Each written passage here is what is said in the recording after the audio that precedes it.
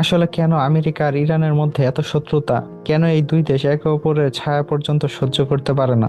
এর উত্তর লুকিয়ে আছে কয়েক দশক আগের রক্তক্ষয়ী ইতিহাস আর তেলের রাজনীতির গভীরে। 1951 সালের কথা।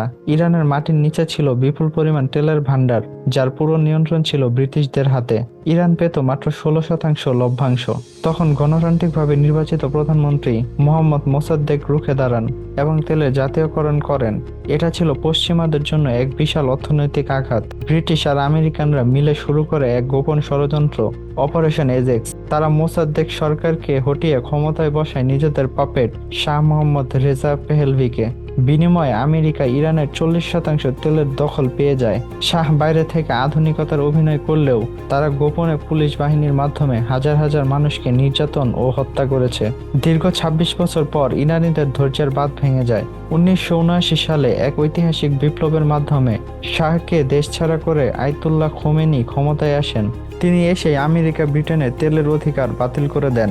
এর মধ্যে ইরানি ছাত্ররা 52 জন আমেরিকান কূটনীতিককে 444 দিন বন্দী রাখে, যা ছিল আমেরিকার জন্য চরম অপমানজনক। বদলা নিতে আমেরিকা 1980 সালে ইরাককে অস্ত্র ও তথ্য দিয়ে সাহায্য করে ইরান আক্রমণ করায়। এই যুদ্ধে লাখ লাখ মানুষের মৃত্যু ইরানকে আরো কঠোর হতে শেখায়। তারা নিজেদের শক্তিশালী করতে হিজবুল্লাহ ও হামাসকে অর্থায়ন শুরু করে এবং পারমাণবিক প্রযুক্তির পথে হাঁটা শুরু করে। ইরানের এই ক্রমবর্ধমান শক্তি ও পারমাণবিক ক্ষমতা রুখতে আমেরিকা তাদের উপর কঠোর অর্থনৈতিক নিষেধাজ্ঞা বা স্যাংশন আরোপ করে। এর ফলে ইরানের অর্থনীতি ভেঙে পড়ে এবং সাধারণ মানুষ চরম সংকটে পড়ে।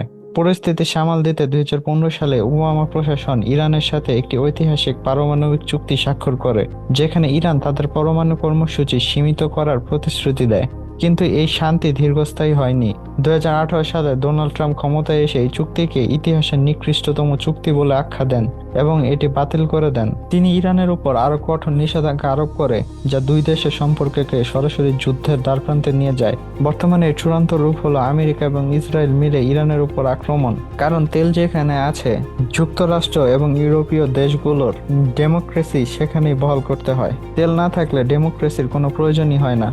ভিডিওটি ভালো লাগলে সাবস্ক্রাইব করে পাশে থাকতে পারেন।